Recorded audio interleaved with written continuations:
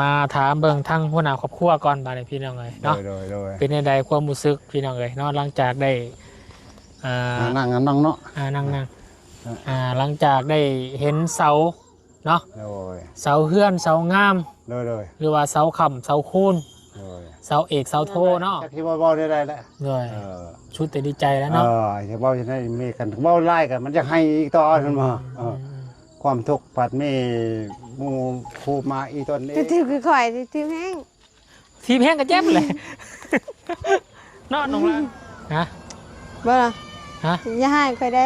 บ่ให้บ่ให้วะบ่ให้ก็บ่คือกันอะไรคือกันนะ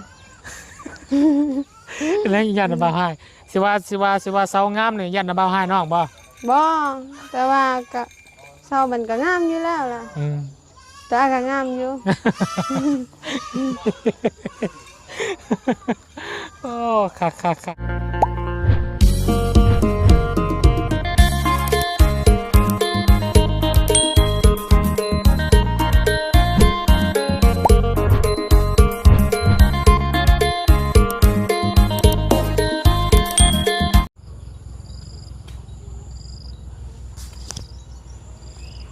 ฮาโถ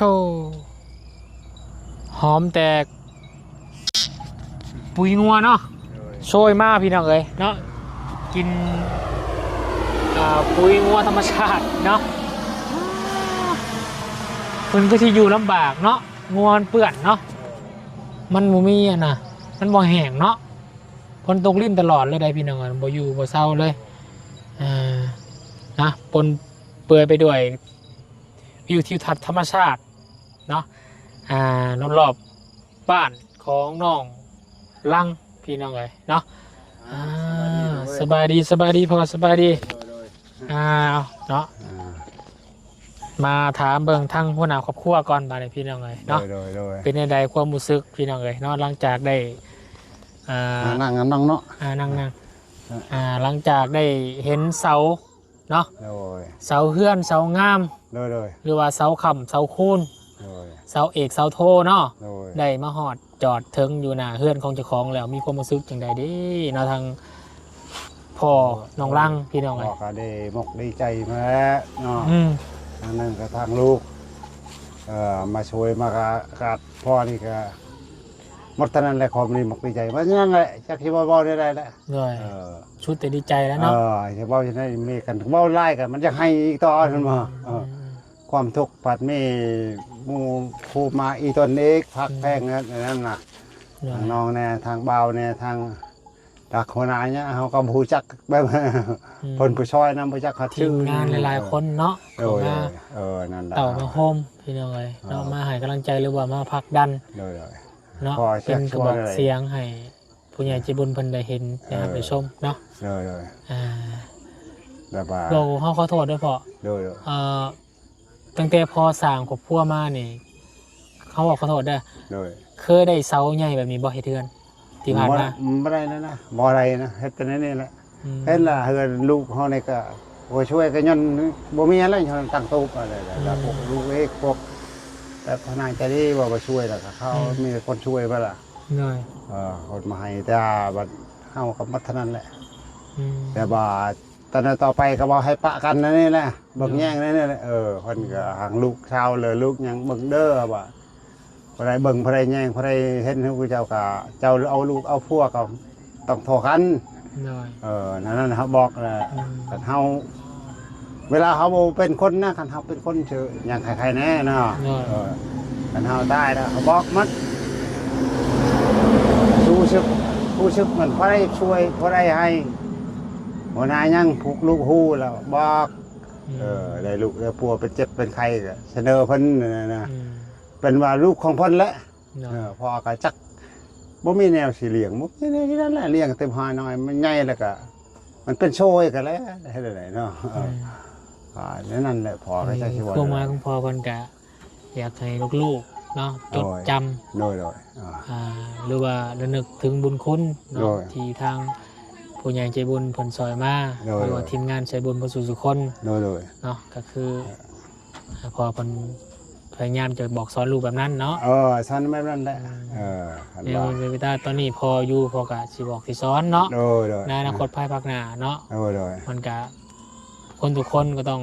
อันนี้อยู่แล้วเนาะ เออ ก็ต้องบอกสอนให้ลูกไว้จดจำเอานั่นลูกพอเนาะ โดย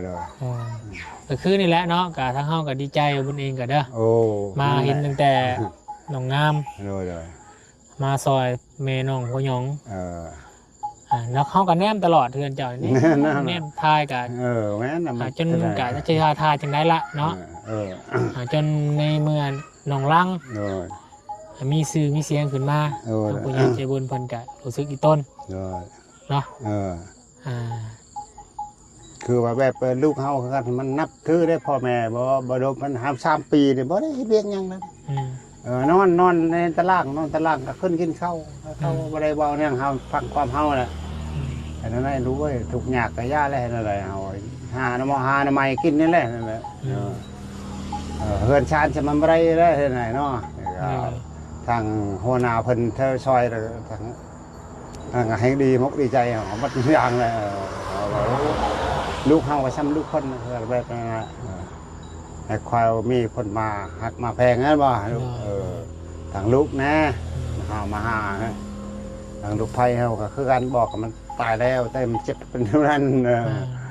เขาเดียวพอที่เอายังนะอันนี้ก็เลี้ยงงัวเข้าหักก็ได้2-3 ปีเมื่อนั้นแต่ลูกเข้านั่นก็นั่นก็ไม่ได้เลยล่ะไม่ได้งัวเข้าเนี่ยเข้าก็จักเดียวเลยก็ลูกก็ได้ดีเท่านั้นแหละเอาวาวไล่ก็แบบไม่ยังจักไม่ยังอะไรเนาะใจมันดีใจโพด เดี๋ยวพอกกม่วงนี่เสียเอาไว้บ่เลยเสียออกกกม่วงใหญ่นี่ออกแล้วเนาะพอได้ยับเพื่อนเขาไปข้างในอีกเนาะเป็นบ่เจ้าว่ะเฮากาสิตัดเพราะว่าถ้าว่าจะตั้งเพื่อนนี่บ่บุญชาบุญคิดโดยชันโตนี่ก็มันถ้าเป็นไปได้อยากให้ยับเขาไปในอีกยับไปหั่นน่ะยับไปยับก็ได้ตัดทุกม่วงกงาจังก็ตัดโค่นทิ่มบ่แล้วกกม่วงตอนนั้นโค่นเงาเลยถ้าเป็นไปได้หักตัดลงมาเทิงก่อนตัดโตหลังจากก็มั่งเฮือนน่ะนะถ่ายอยู่ตัวอย่างกกนึงกันบ่กกนึงกันเอาไว้ตัดแต่งาตัวนั้นตัดแต่งาก กตัวนี้ตัดได้ยับมานี่ก็ให้มันติดตัวนั้นมันนั่นสิบ่พอจะไปอยู่ในดินเม็ดนึงก็บ่ได้เนี่ยนี่แค่ดินแบบเฮามาอยู่ก็ดินเฮาแต่ว่าครับอยู่ในบ้านดินเฮาเนาะท่านี้ก็บ่มีดินชนมันบ่มีพอบอกเพิ่นแต่เก่าเลยอายุเนี่ยมันดูแต่ระยะมาปียังบ่มันจะฮอดบ้านโฮมบ้านนั่นเขาเอิ้นว่าแล้วเฮามาอยู่ทางรถนี้ว่าบ้านน้อยผมบ้านใหญ่เด้อแล้วเฮาอยากสบายแล้วไปอยู่ทางรถเลยมากดินข้าวหมดแล้วไปเลยล่ะเขามาอยู่นี่จักปีน่ะโอ้15 16 17 ปีแล้วเนี่ย17 ปีเนาะโดยซ้ำนั้นตะกี้นี่อยู่ใช่จ้ะโอ้ยบ้านมึงใหญ่ใหญ่มานี่บัดนี้เนาะใหญ่มานี่บัดนี้แต่ละปีเขาอยู่บัดคือว่าชนกมาอยู่นี่ไผมาอยู่ก่อนหมู่อยู่คนแต่คนช่วงเฮามาไม่ได้อยู่เนี่ยเขาผู้กกอยู่น้ำเพิ่นนั่นแหละเดี๋ยวมาขออยู่น้ำเพิ่นเนาะเด้อมาละปีมันก็อายุเนาะอายุแล้วตะกี้หันไม่ได้เขาช่องล่างเฮือนซื่อๆนะเขาก็ย่านสมัยยังดินก็ยังไม่ทันเนี่ยปานใดนะน้อยจังนี้เยอะแล้วตอนในเดือนนี้พออยู่นี่กันนั่นคือเข้านำจับปลาในลูกหาน้ำไม้ก็กุมอยู่จะกุมอยู่ก็มันไม่ได้ขาดปานใดคือลูกชาวเขาเลยเราไม่ได้อยู่ให้อยู่ก็ไม่อยู่น้องลังเลยนะอยู่นั่นลูกจะไปน่ะเอาไปแล้วก็ข้าวอยู่เพื่อนแหละจักกี้อยู่ยังๆมากกว่าเนาะมีเบียกอยู่ล่ายังบ่มีอยู่ในกินเนาะไปยังว่าไปเลี้ยงงัวเรายังว่าได้นั่นเบิ่งงัวยังงัวแล้วก็ได้งัวเกิดมาแต่ละปีชอบมากก็ได้น้องไม้น้องมันมาคือพอกินเนาะเขาก็จะคิดแบบนั้นแหละทุกคนส่วนน้องกระทั่งน่ะไปเฮ็ดเวียกเนาะน้องทั้งไปอ้ายผู้ติดน้องลังนี่แหละพี่น้องเพิ่นไปเฮ็ดเวียกเนาะเวียกงานพี่ก็ได้เพิ่นแล้วเนาะซอยเงินเดือนออกมาซื้อข้าวซื้อน้ำเนาะเงินเดือนกันเรายังอยากได้จุดเดือนนี่3 งวดนี่เราซื้อรถคันนึงเราจะได้เฮากับไอ้ต้นนะอะไรรถจักรบ่เลยอันนั้นรถจักรเอาไว้ในห้องนั่นน่ะรถจักรนะชื่อแล้วบ่ ชื่อแล้ว อ่า ไอ้นั่นก็แต่อื่นมันไปหาเนาะบ่ฮอดถึงคือได้รถจักรแล้วก็มันให้พวกเขาเมิดเอาชื่อเขาชื่อน้ำนะอันนั้นแหละเอาสะดวกดวกไงนะ อืม แบบมันให้พ่อให้แม่คือกันแบบลูกสาวคือกัน โดย มันไม่ได้อยากได้นี่ลิ้นโทรศัพท์มันไม่ได้ลิ้นลาย อืม ลิ้นธรรมดาเนี่ยแหละ โดย ยำมันเฮ็ดมันไม่ได้ชนแบบแบบนั้นเราฉันมันก็ได้คือหมู่ครูมันไม่ได้ไม่หมู่ไม่ครูบ้ามันไม่ได้วุ่นนะหมู่ครู โดยไปพอยามท้องกกม่วงกูปะกูว่าอยู่นี่อ๋อหินหลายยุ่งหลายดิพี่น้องเอ้ยไก่งัวกลางคืนมันบ่ขึ้นไปรบกวนบ่ยุ่งหิน มันกวนแล้วหินได้อ๋อหลายดิพี่น้องเอ้ยเนาะหินจัดการเลย ขึ้นในเฮือนนี่เล่นในเฮือนหรือไม่ยังฮะเนาะนี่เนาะ อ๋อได้ไปพอได้แล้ว อย่า พี่น้องเอ้ยเนาะ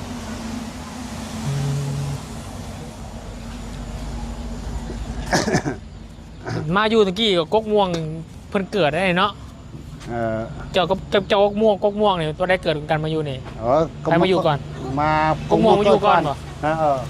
กม่วงก้อนฮะกม่วงเนี่ยมันเป็นก้อนนะ แต่บ้านเขาโคตรเขาว่าย้ายอยู่วันนั่นแต่ว่าเขาตะเกียนเขาอยากอยู่ช่องหลังเฮือนซ้ำหลังเฮือนเขาย่านนะเขาก็ไปนั่นน่ะ ด้วย แบบมันจะเขามาอยู่แบบนี้แบบแต่บ้านเขา4-5 คนไปอยู่ว่าหลังนั้นแน่แล้วเขาก็ย้ายมัด ด้วย โทษพอดีพ่อนี่แหละก็อยู่นี่เพราะนั้นเขามาอยู่ไม่น้อยระหว่าง15นี่แหละจันไรก็ยินดีน้ำเด้อพ่อเด้อเดี๋ยวก็ดีใจน้ำที่สาวมาฮอดเนาะเดี๋ยวทางบุญก็สิไปทำเบิ่งความสุขของน้องล่างคนก่อนเนาะเดี๋ยวดีไม่แห้งเลยเด้อพี่น้องเนาะมาฮอดจอดถึงเป็นทีเรียบร้อยเนาะเสาบ้านเสางามทางขึ้นบ่อยพ่อเนาะทางขึ้นนี่น้องล่างเจ้าบริยูรถซะเพิ่นบ่ให้เสียไปอยู่ที่จะค้นมันอยู่ซอยนี่หายบ่ลายขึ้นได้เฉยเนาะขย้อนว่าทีมงานบนซอยกันหลายคนพี่น้องเนาะพี่ตัวเป็นห้องมันเป็นทางรถแน่หรือทางน้ำแน่เนาะดอกพี่น้องเนาะจักเสาน้องล่างนับอยู่บ่เก้าบ่มีเสางามพี่น้องเนาะมีเสาเก่าน้ำแน่โอ้เสาเก่านี่คักได้พี่น้องไม่แข็งไม่แก่นเนาะตัวได้เสาเอกตัวได้เสาโทนี่ตัวได้เสาโทตัวนี้บ่เสาไม่บ่เสาเอกตัวได้ไม่เคยไม่รู้นะไม่รู้ทำไปเรื่อยเปื่อยไม่รู้ภาษาโอ้ได้เนาะน้ำเบาหยอกที่ซื้อพี่น้องกันเนาะก็แมนเบิร์ดละเสาขำเสาคูนเสาเอกเสาโทเนาะมาครบแล้วแต่ก็เดี๋ยวจังให้พอเพิ่นเมียนมันเป็นระเบียบกว่านี้ก่อนเนาะเพราะว่าย่านเด็กหน่อยมาขึ้นปีนเล่นเนาะอย่ามันอันนี้ทับแข้งทับขามันสิลำบากได้พี่น้องเลย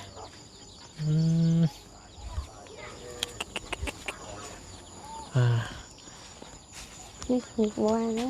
พริกได้บ่ที่ตรงพริกตัวนั้นลงอย่าบอกเจ้า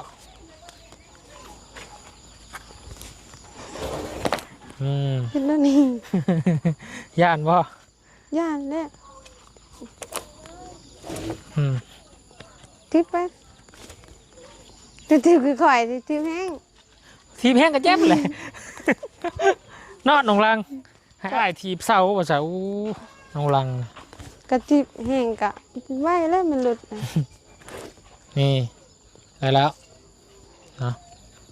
ก็น่าจะขึ้นอย่างไหนเล็กน้อยเพราะมันปีนเหรียญได้อย่ามันอันนี้ผู้เศร้านี่งามเลยพี่น้องเลยเนาะตัวนี้ตัวใดงามจ้ะวะน้องลังงามหมดเนาะนี่ตัวงามเนาะ นี่ตัวนี้สีดำนี่งามพอเขากบออกแห้งงามกว่านี้ งามแม่เลยสีนี้เด้แต่ก็งามมากแน่นอน งามเบิดแล้ว แต่ว่างามที่สุดนั่นก็ งามที่สุดกับตัวใดฮะ ก็งามเบิดแล้ว งามที่สุดกับตัวนี้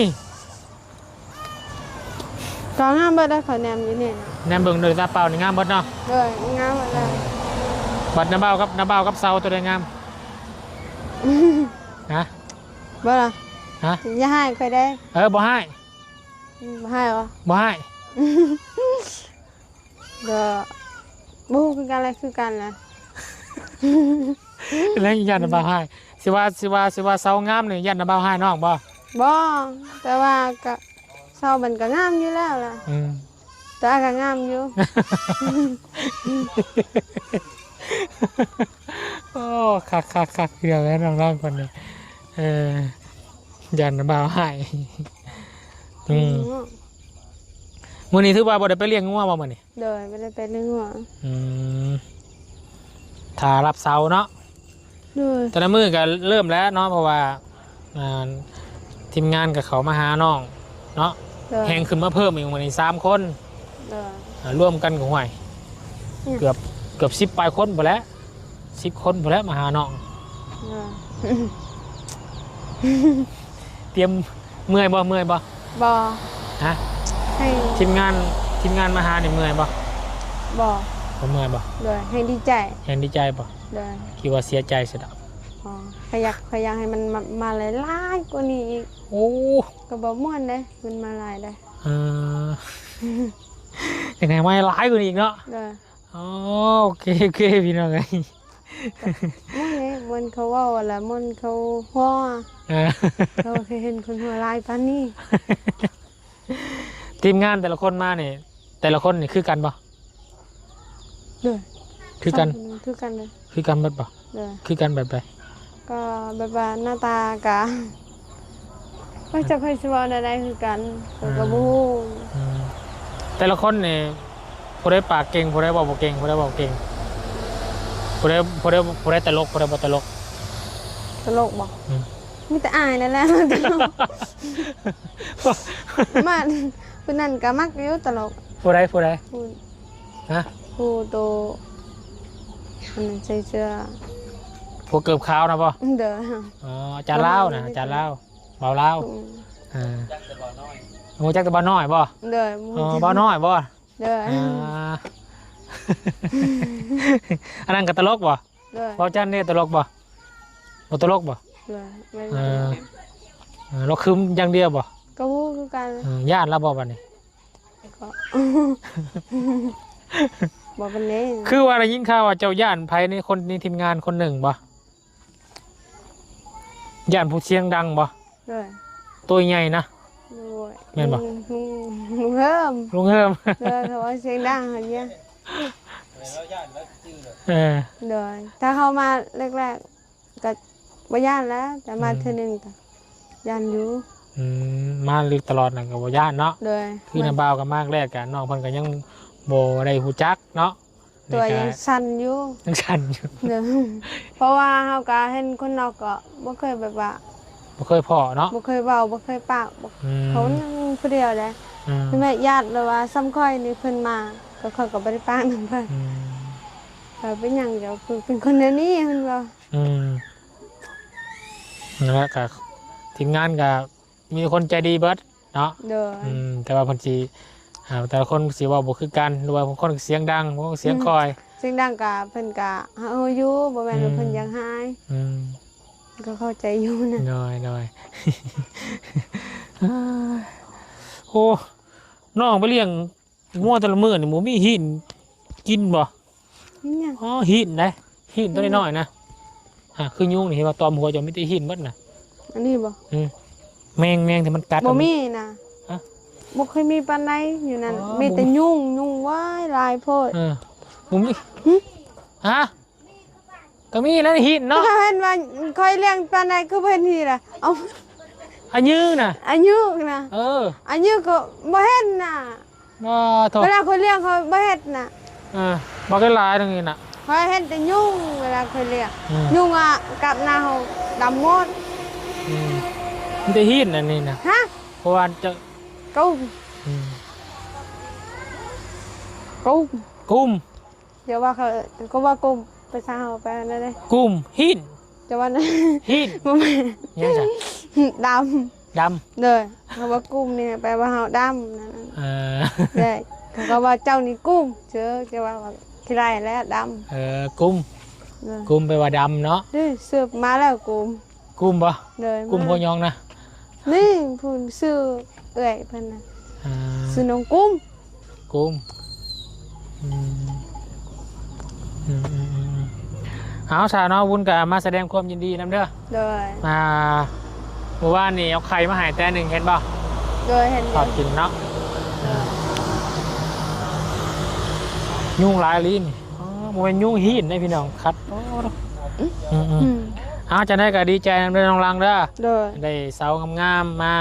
ไว้เฮือนไว้ซ่านแหละเด้อ เลย แต่จังได้กะให้น้องได้มีการช่วยเหลือเขามาจากผู้ใหญ่ใจบุญเนาะให้ได้เฮือนได้ซ่านได้ไว้เด้อ เลย จังได้กะลุ้นบนกันเนาะ FC เนาะว่าน้องเพิ่นสิได้แต่ไม่หรือว่าจังใดเนาะยังคาสร้างยังบ่ได้พอเนาะ เพราะ ห ว่า ลายอย่างอยู่ดอกพี่น้องเนาะ มันคือยัง สู้ๆน้องลังเด้อนะสบายดี สบายดี กระบาเมื่อก่อนเนาะ เลย มาความไม่เนี่ยไปพี่น้องไปเนาะโอ้โถเด็กเนาะเสางามพี่น้องเลยเนาะผมมีบ่งตีเลยพี่น้องเลยเนาะคือว่ากบออกมาให้แห้งงามกว่านี้ได้ขอว่าเนาะไปจ้ะโอเคเด้อพี่น้องเด้อวุ่นกันจะได้ขออนุญาตจบคลิปก่อนบาดนี้เนาะพอๆกันในคลิปหน้าก็แล้วกันเนาะคลิปนี้ขอบคุณขอบใจ FC บอสสุขสุขคนที่ติดตามนะครับชมเด้อเป็นกำลังใจครับผมสยอนคลิปงานบอสสุขสุขคนเนาะอยู่ดีไม่แห้งคลิปนี้ไปแล้วสบายดี